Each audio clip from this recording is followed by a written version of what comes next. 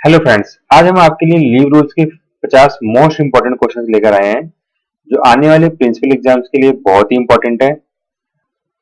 अगर आप ये सारे क्वेश्चंस एक बार देख लेते हैं तो ये गारंटी है कि एग्जाम में आपका कोई क्वेश्चन गलत नहीं होगा। चलिए स्टार्ट करते हैं। आज का पहला question, the date on which CCS leave rules 1972 came into effect. Means ये सीसीएस के लीव रूल्स जो है 1972 कब से स्टार्ट हुए, मींस इफेक्टिव कब से हुए हैं। तो इसका सही आंसर है सी, 1 जून 1972 से ये स्टार्ट हुए हैं। नेक्स्ट क्वेश्चन है हमारा, CCS leave rules 1972 is not applicable. ये क्वेश्चन में जब भी नॉट वर्ड आता है ना, इस पे आपको स्पेशल फोकस करना है। तो ये किन के ऊपर एप्लीकेबल नहीं होता है? ये person appointed to civil services applicable होता है, employees of non statutory departmental canteens इनके ऊपर भी एप्लीकेबल होता है, government servant appointed in subordinate of central government इनके ऊपर भी एप्लीकेबल होता है ये। और ये government servant appointed in subordinate central government इनके ऊपर भी एप्लीकेबल होता है। तो किसके ऊपर एप्लीकेबल नहीं होगा? ये पर्सन पेड फ्रॉम कंटिजेंसी इनके ऊपर ये एप्लीकेबल नहीं होता है। तो ये ध्यान रखना है आपको। इसका आंसर है हमारा डी। नेक्स्ट क्वेश्चन देखते हैं, CCS leave rules 1972 applies to a person serving under central government on deputation from state government। Means state government का कोई बंदा है, क्योंकि ये स्टेट गवर्नमेंट पे एप्लीकेबल नहीं होता यूजुअली। 1972 सीसीएस लीव रूल्स है हमारे, ये सेंट्रल गवर्नमेंट एम्प्लॉइज के ऊपर एप्लीकेबल होता है। और अगर स्टेट गवर्नमेंट का कोई बंदा डेपुटेशन पे सेंट्रल गवर्नमेंट में आ गया है तो उसके ऊपर ये एप्लीकेबल होगा। तो किस तरह से होगा या नहीं होगा ये देखते हैं, हम ऑप्शन देखते हैं। For the rest of service, यानी जो सर्विस उसकी बची हुई है उसके लिए, लिमिटेड ड्यूरेशन के लिए, from the date of his joining the state government, and none of the above. इसका सही आंसर होगा for a limited period, means थोड़े टाइम के लिए लीव रूल्स उसके ऊपर एप्लीकेबल होते हैं। नेक्स्ट क्वेश्चन देखते हैं, the word vacation department according to the definition of leave rules means vacation department. बहुत ही इंपॉर्टेंट है और स्पेशली जो प्रिंसिपल एग्जाम देने जा रहे हैं उनके लिए तो ये बहुत ही इंपॉर्टेंट है, क्योंकि उनका डिपार्टमेंट भी वैकेशन डिपार्टमेंट में आता है। तो ये आप लोगों को अच्छी तरह से पता होगा। तो ऑप्शन देखते चलिए, अ department which works during vacation, mean जो वैकेशन में काम करता है, ऐसा तो नहीं होना चाहिए। मतलब आप लॉजिक से भी थोड़ा कर सकते हैं। A department to which regular vacations are allowed, a department where workers from the other departments come to work, a department which does not count work done during vacation. इसका सही आंसर है B, means जहाँ पर regular vacation जैसे गर्मियों की छुट्टियां होती हैं या विंटर वैकेशन वगैरह होती हैं, उस टाइप की छुट्टियां होती हैं, तो इनके लीव्स के एंटाइटलमेंट थोड़े औरों से डिफरेंट हो जाते हैं। जो भी एम्प्लॉय वैकेशन डिपार्टमेंट में काम करते हैं, और जो नॉन वैकेशन वाले हैं उनके लीव के एंटाइटलमेंट्स में थोड़ा डिफरेंस होता है। नेक्स्ट देखते हैं, CCS leave rules will apply to government servants while on. अब देखिए किस किस के ऊपर एप्लीकेबल होता है। Temporary transfer to Indian Railways, temporary transfer to state government, foreign service within India, all of the, ये सब के ऊपर इनके ऊपर एप्लीकेबल होता है। इस पे भी, इन पे भी, इन पे भी। तो इसका सही आंसर होगा हमारा all of the above. Next question देखते हैं, according to leave rules an authority competent to grant leave cannot refuse or revoke a leave applied under rule 7, rule 15, rule 20, rule 27। ये एक्चुअली याद करना थोड़ा सा रूल डिफिकल्ट होता है, but normally जो है रूल 20 के अंडर ये थोड़ा सा आप इग्नोर कर दीजिएगा, बी सी दो दो बार टाइप हो गया है। रूल 20 के अंदर ये कहता है ये रूल कि नॉर्मल कंडीशंस में लीव्स को डिनाई नहीं किया जाएगा। जैसे अगर लास्ट के 10 इयर्स बचते हैं रिटायरमेंट के, तो आप ईएल को डिनाई नहीं करेंगे। तो ये किस रूल में आता है? रूल 20। नेक्स्ट क्वेश्चन देखते हैं, what is the reason for not denying earn leave during the last 10 year. देखिए अभी जिस बात को हम डिस्कस कर रहे थे, ऑप्शन है to increase efficiency of public service by refreshing the government servant, to decrease the accumulation of earn leave, the government servant has only few years left for his retirement, and D, the leave sanctioning authority does not have the power to refuse earned leave। इसका सीधा सा logic है, the government servant has only few years left for his retirement. ये last 10 years की हम बात कर रहे हैं, इसका ये रिटायरमेंट से लिंक्ड है, इसलिए हम उसकी ईएल को रिफ्यूज नहीं करते नॉर्मल कंडीशन में। एक्सेप्शनल केस होता है तभी ये होता है, बट नॉर्मली नहीं किया जाता। Next question, EL can B combined with, देखो ईएल को ये ध्यान रखना है हमें, ईएल नहीं, सीएल को हम किसी भी तरह की लीव के साथ कंबाइंड नहीं कर सकते। तो जहां भी सीएल आएगा हमारा, उसको हम कैंसिल आउट करके इजिली फाइंड आउट कर सकते हैं। देखिए ये सीएल है, ये ऑप्शन नहीं होगा, इसमें सीएल है, ये नहीं होगा, इसमें सीएल है, ये नहीं होगा, तो ये ऑप्शन बच गया। इसमें क्या है, सिक लीव आ गई, हाफ पे लीव, मैटरनिटी लीव, इसमें आप पैटर्निटी लीव होता तब भी चल जाता, चाइल्ड केयर लीव भी चल जाता, और क्या लगा है, लीव नॉट ड्यू भी चल जाएगा, और भी जो भी लीव्स टाइप के लगभग सारी चल जाती है सीएल को छोड़कर। नेक्स्ट क्वेश्चन देखते हैं, EOL is granted to government servants only. देखिए ईओएल का मतलब होता है एक्स्ट्रा ऑर्डिनरी लीव।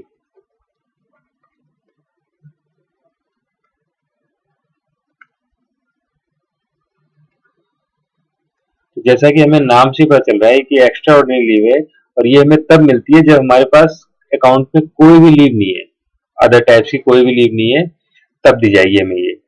तो इसका सही आंसर है when no other leave is admissible और ऑन रिक्वेस्ट। ऑन रिक्वेस्ट का मतलब ये बहुत इंपॉर्टेंट वर्ड है, इसको ध्यान रखना है, मीन्स एम्प्लॉइज के रिटर्न रिक्वेस्ट पे ही दी जाती है।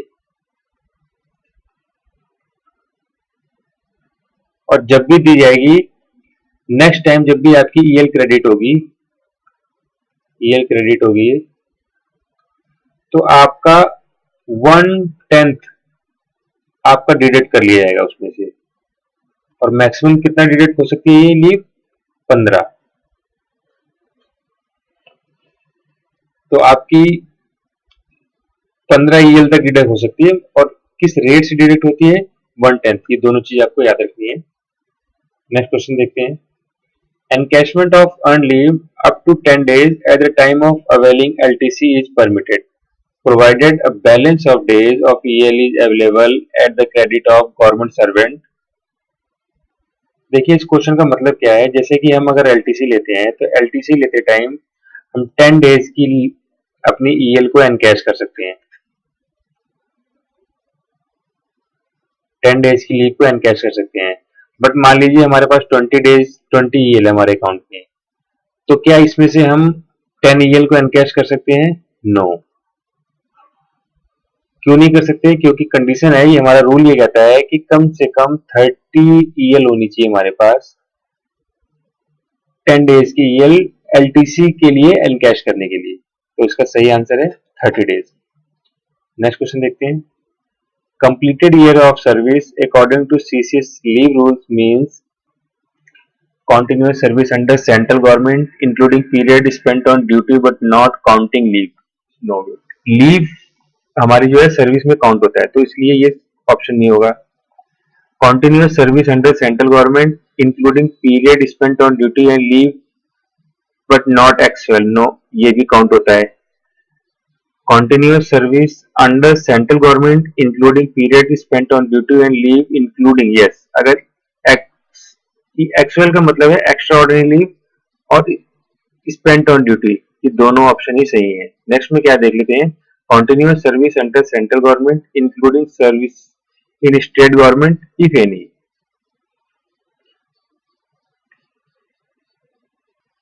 तो ये भी हमारा ऑप्शन गलत हो गया, continuous service under central government including the state government, ये सही नहीं है। लीव रूल्स के अकॉर्डिंग ये वाला जो पीरियड है हमारा spent on duty including leaves, मतलब जो भी हमने ड्यूटी की है प्लस जितनी भी टाइप्स की लीव्स है, ये एक्स्ट्रा ऑर्डिनरी लीव है या सीएल है, एचपीएल, जो भी है मेडिकल लीव्स है, सारी लीव्स को हमारा ऑन ड्यूटी माना जाता है। और किसी भी तरह की, चाहे वो पेंशन रिलेटेड हो या प्रमोशन रिलेटेड हो, वो टाइम हमारा काउंट होता है उसके अंदर। नेक्स्ट क्वेश्चन देखते हैं, What is the maximum period of leave of any kind which can be allowed to a government servant? इसका सही आंसर है 5 years। मैक्सिमम 5 years की हमें लीव मिल सकती है, सारी तरह की लीव्स को मिलाकर कंटिन्यूसली, मीन्स वन टाइम। कहने का ये मतलब है कि आप एक बार में इन ए लेंथ 5 year क्रॉस नहीं कर सकते।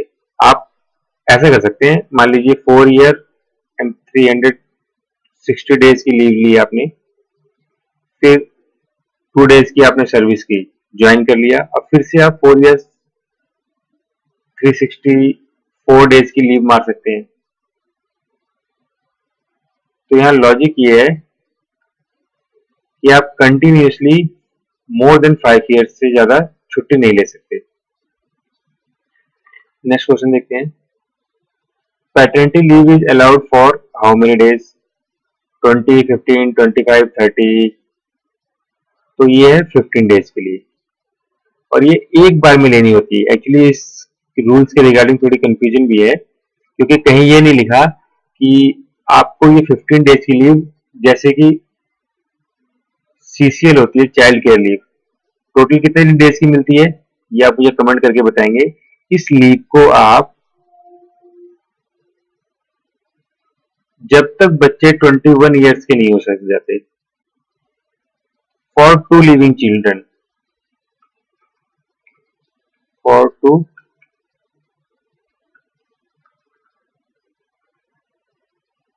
लिविंग चिल्ड्रन के लिए छुट्टी मिलती है, तब तक आप इसको ले सकते हैं। बट मिनिमम इसको जो है 15 डेज वन टाइम में आप लेंगे। ऐसा नहीं है कि 2 दिन की छुट्टी ली, फिर 1 दिन आए, फिर 4 दिन की छुट्टी ली, ऐसा नहीं है, एक टाइम पे मिनिमम लेंगे। और ये भी बताइए, क्वेश्चन एक और है कि इसमें क्या पेमेंट कितनी मिलती है, 100% मिलती है या उससे कम मिलती है? चलिए नेक्स्ट क्वेश्चन देखते हैं। What is the maximum number of EL that can be held at credit by a government servant? Means maximum EL कितनी क्रेडिट हो सकती है? 300, 200, 250, 180। तो इसका सही आंसर है 300 डेज। 300 डेज होगी, और प्लस एक्स्ट्रा 15 दिन की EL, इसको एक अलग अकाउंट में रखा जाता है। वो इसलिए रखा जाता है कि मान लीजिए किसी की 300 डेज हो गई, और नेक्स्ट जो 15 डेज की जैन और जुलाई में क्रेडिट होती है 15 डेज की, तो जैन में क्रेडिट होगी, उसको अलग से रखा जाएगा। अगर एम्प्लॉई मान लीजिए इस 10 में से 7 डेज उसने अवेल कर ली छुट्टी अपनी, तो उसका भी बैलेंस कितना बच गया? 300 प्लस 8। तो नेक्स्ट टाइम जुलाई में जो उसकी 15 EL आनी थी, वो 15 ना आके सिर्फ 7 ही आएंगी यहाँ पर, तो उसकी दोबारा से 300 प्लस 15 हो जाएगी। ये लिमिट क्रॉस नहीं हो सकती, बट ये सेपरेट अकाउंट में रखी जाती है, इसलिए इसको 315 नहीं कहेंगे, इसको 300 प्लस 15 कहते हैं। और अगर ये पूछा जाएगा कि मैक्सिमम EL कितनी हो सकती है, तो इसका आंसर होगा 300। नेक्स्ट क्वेश्चन देखते हैं। Casual leave can be combined with, देखिए ये भी हमने थोड़ा पहले डिस्कस किया था, special casual leave, earn leave, half पे लीव। वैसे तो CL को आप किसी भी छुट्टी के साथ कंबाइन नहीं कर सकते, जैसे कहा था, किसी भी छुट्टी के साथ मतलब क्या है? आप HPL के साथ नहीं ले सकते, आप EL के साथ नहीं ले सकते, आप EOL के साथ नहीं ले सकते,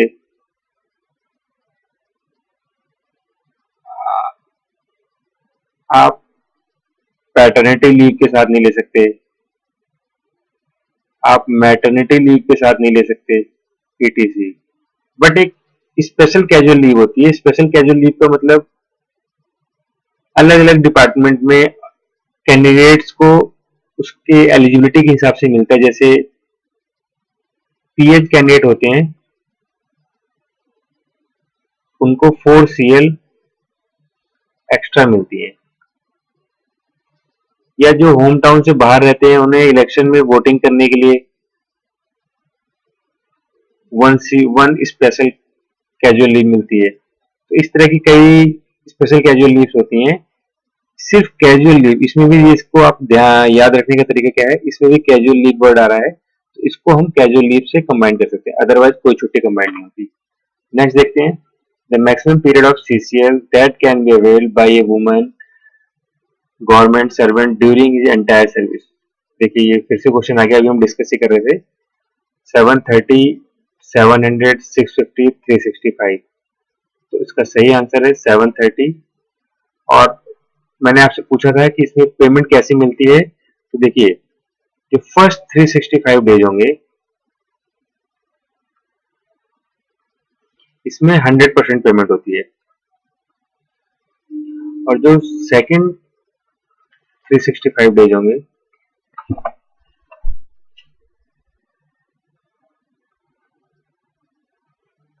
इसमें 80% पेमेंट होती है, ये ध्यान रखना है। और टोटल कितने डेज होते हैं, 730 days. Next question, child care leave is admissible if the child is below. ये क्वेश्चन हम ऑलरेडी डिस्कस कर चुके हैं। 18 ईयर्स, 17 ईयर, 21 ईयर, 25 ईयर, तो इसका सही आंसर है 21 years. In A calendar year CCL can not be granted for more than, तो सीसीएल को साल में मैक्सिमम कितनी बार लिया जा सकता है। अच्छा एक बार पिछला क्वेश्चन देखते हैं, मुझे थोड़ा डाउट हो रहा है इसमें। देखिए इसमें ये 21 ईयर नहीं होगा, 18 ईयर ही होगा। Means child care leave 18 years तक बच्चों के लिए ले सकते हैं। तो अभी हमारा क्वेश्चन क्या है, एक कैलेंडर ईयर में CCL can not be granted more than, इसका सही आंसर है 3 टाइम्स। मतलब ये है कि 3 बार ले सकते हैं मैक्सिमम, और मिनिमम इसका कितना है, इसकी लेंथ 5 डेज, मिनिमम 5 डेज है, मैक्सिमम 3 टाइम्स हम ले सकते हैं। मैक्सिमम कितने दिन के लिए कितने दिन के लिए ले सकते हैं, इसके लिए कोई डिफाइंड नहीं है, नॉट डिफाइंड। नेक्स्ट क्वेश्चन देखते हैं, सीसीएल में not be granted for less than, देखिए अभी हम इसकी बात कर रहे थे, तो ये आंसर है इसका 5 days. Next question, when a government servant applies for a specific kind of leave, the leave sanctioning authority does not have power to, देखिए सैंक्शनिंग अथॉरिटी जो है वो हमारे लीव को सैंक्शन कर सकता है, रिफ्यूज कर सकता है, रिवोक कर सकता है, बट ऑल्टर नहीं कर सकता। ऑल्टर मतलब ये हमारी खुद की रिक्वेस्ट पे होता है, सैंक्शनिंग अथॉरिटी चेंज नहीं कर सकती। इसका सही आंसर है डी। नेक्स्ट क्वेश्चन हमारा, which leave can not be combined with any other kind of leave. कितनी बार ये क्वेश्चन हमने डिस्कस किया है, और ये बहुत इंपॉर्टेंट क्वेश्चन है। इसका सही आंसर है कैजुअल लीव। नेक्स्ट क्वेश्चन है हमारा, which of the following sentence are correct with respect to right to leave? Leave cannot be claimed by a government servant as a right. बिल्कुल सही बात है, ये हमारा राइट नहीं है लीव। लीव में भी रिफ्यूज और revoke by the competent authority with exigencies of services, mean जब हमारी जरूरत है तो हमारी लीव को रिफ्यूज किया जा सकता है, correct. The competent authority can not alter the kind of leave applied by the, means competent authority हमारी लीव को ऑल्टर नहीं कर सकती है, ये भी सही है, मीन्स सारे सही है। नेक्स्ट देखते हैं, the maximum period of continuous leave of any kind which can be allowed to a permanent government servant is, ये क्वेश्चन हम पहले भी डिस्कस कर चुके हैं, बस ये पूछने का तरीका दूसरा है कि मैक्सिमम जो है 5 ईयर्स है in one strength.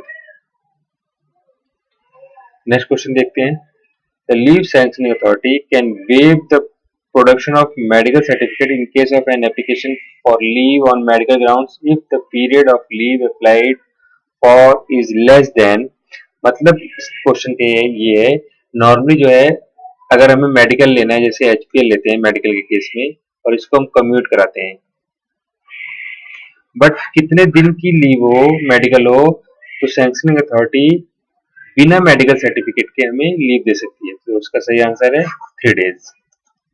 Next question देखते हैं, a government servant who had reached maximum of 300 days on 1st January had availed earned leave for 8 days during August. How many days of earned leave will be shown in his leave account as on 31st December? तो देखिए देखिए जैसा कि हम जानते हैं maximum leave हमारे पास 300 हो सकती है। तो 1 जनवरी को लीव 2 बार क्रेडिट होती है। एक तो 1 जैन को कितनी होती है 15, और दूसरी 1 जुलाई को, 1 जुलाई को भी 15 होती है। तो 1 जैन को तो इसकी क्रेडिट होने के बाद 300 है। इसने 8 अवेल कर ली, यानी कि अब कितनी बची 292। अब जो 1 जुलाई को 15 ऐड होनी है, तो 15 ऐड नहीं होगी, सिर्फ 8 ही होगी, क्योंकि इसमें से 8 कम है, तो 300। तो अब पूछ रहा है ये 31 दिसंबर को कितनी होगी, तो आंसर इज हमारे 300 डेज।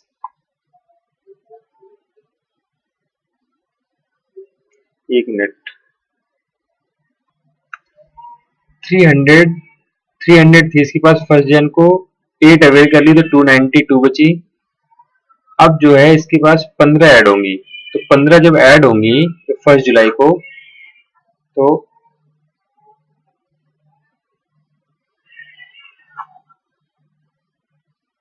देखिए तो कितनी हो जाएंगी 300 प्लस 7, ऐसे लिखेंगे इसको। 15 ऐड करने पे 8 ऐड करेंगे तो 300 कंप्लीट हो जाएंगी, जो बाकी 7 बच गई उसको हम अलग अकाउंट में रखेंगे। तो इसको इस तरह से लिखते हैं 300 प्लस 7। इसको हमने पहले भी डिस्कस किया था क्वेश्चन को, इसका ए नहीं होगा, इसका सही आंसर है सी। नेक्स्ट क्वेश्चन देखते हैं हम। A government servant on the date of retirement on superannuation had a maximum number of 300 days of year. During his service, he had availed 60 days of encashment of earned leave while availing LTC. How many days will he be eligible for encashment of earned leave on the date of his retirement? तो देखिए encashment तो कुछ सोचना ही नहीं है, जब भी हमारा एनकैशमेंट होगा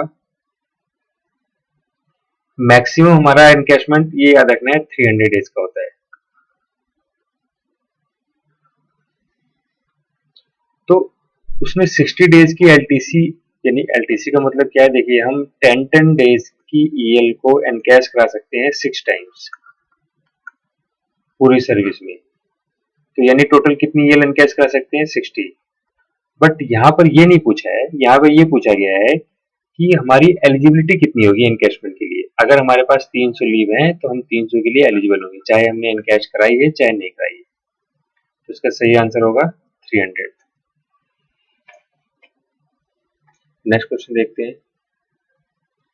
If an employee joins duty on 1st July afternoon, his entitlement to EL during the first half year would be, देखिए अगर 6 मंथ्स की पूरी सर्विस होगी तो 15 EL आएंगी, बट यहाँ पर 1 डे कम हो गया 1 जुलाई आफ्टरनून में, अगर 4 नून ज्वाइन किया होता है इसको तो पूरी 15 मिलती है, बट आफ्टरनून ज्वाइन करने की वजह से तो उसको कितनी ईएल मिलेंगे। देखिए नॉर्मली क्या होता है, अगर पर मंथ, यानी पर मंथ कितनी ईएल हमारे अकाउंट में क्रेडिट होती है 2.5। तो यहाँ पर जो जुलाई वाला मंथ, ये पूरा मंथ कंप्लीट नहीं हो रहा है, या इसलिए इस मंथ की लीव नहीं मिलेगी। तो 5 मंथ्स की ईएल की बात करेंगे तो टोटल कितनी होगी 12.5। बट अकाउंट में हमारे जो क्रेडिट होती हैं वो नियरेस्ट होल नंबर के जो नेक्स्ट होल नंबर होता है उतनी क्रेडिट होंगी, यानी 13। तो ये यहाँ पर थोड़ा सा याद रखना, ये थोड़ा सा टेक्निकल है, यानी 12.5 होनी चाहिए, बट जब अकाउंट में क्रेडिट की जाएंगी वो 13 ईयर क्रेडिट होगी। तो इसका सही आंसर है बी। नेक्स्ट क्वेश्चन देखते हैं। If a government servant retires on voluntary retirement on 16th July forenoon, how many days of EL will he be entitled to during the half year? देखिए इस question में पूछा गया है कि किसी भी ईयर के 2 हाफ ईयर होंगे, यानी फर्स्ट हाफ ईयर में हमें 15 ईयर मिलती है और सेकेंड हाफ ईयर में भी 15 ईयर मिलती है हमें। तो सेकंड में जब भी हमारा कोई रिटायरमेंट होता है उस साल 15 क्रेडिट ना होके 2.5 के हिसाब से पर मंथ के हिसाब से क्रेडिट होती है जितनी हमारी सर्विस बची होती है। तो जुलाई महीने में देखिए 16 जुलाई को रिटायरमेंट हो रहा है, यानी जुलाई की क्रेडिट नहीं होंगी लीव, सिर्फ जून तक ही क्रेडिट होंगी, अप टू जून।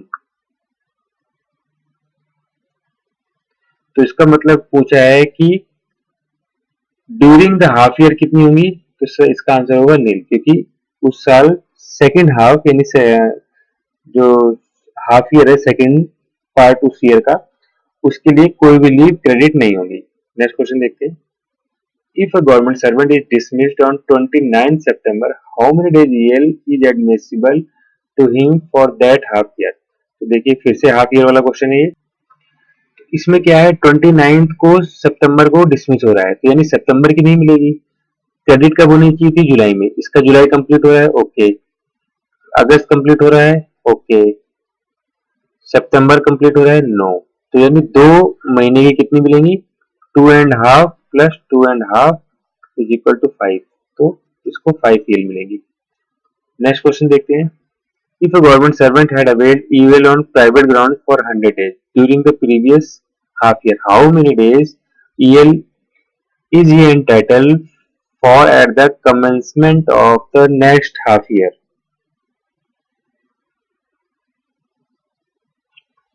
देखिए अगर ईएल अवेल की गई, ईएल कब अवेल की जाती है, जब आपके पास कोई अदर टाइप की ईएल लीव अवेलेबल नहीं है। और ये किस रेट से डिडक्ट होती है, टोटल जितनी भी आपने लीव ली है, जैसे 100 लीव ली है, तो इसकी 1/10 यानी कि 10 डेज की ईएल आपकी जब भी नेक्स्ट टाइम क्रेडिट होगी उसमें से 10 डेज डिडक्ट कर लिए जाएंगे। तो इस केस में 15 क्रेडिट होनी चाहिए जैसे ही हाफ ईयर स्टार्ट होता है, मीन जुलाई को, जुलाई या फिर जैन। अगर इससे पहले हमने 100 डेज की ईएल ली है तो 10 डेज की हमारी डिडक्ट हो जाएंगे, तो बैलेंस कितना क्रेडिट होगा हमारा, 5 डेज का। नेक्स्ट क्वेश्चन देखते हैं। What is the maximum number of days EL can be granted to a government servant at a time in one spell, means एक बार में मैक्सिमम कितनी ईएल हमें मिल सकती है। एक बार में मैक्सिमम हमें 6 मंथ्स की मिल सकती है, इसका मतलब 180 days. If a government servant serving in a vacation department did not avail any vacation, how many days of EL is admissible to him during the year in respect of 12 months of actual duty? अगर vacation department के employ ने कोई भी vacation avail नहीं की है तो कितनी ईएल होंगी, उनको 40 डेज की ईएल मिलती है, ये याद रखना है आपको। Next question. When was the HPL restored to principals, headmasters, teachers, etc.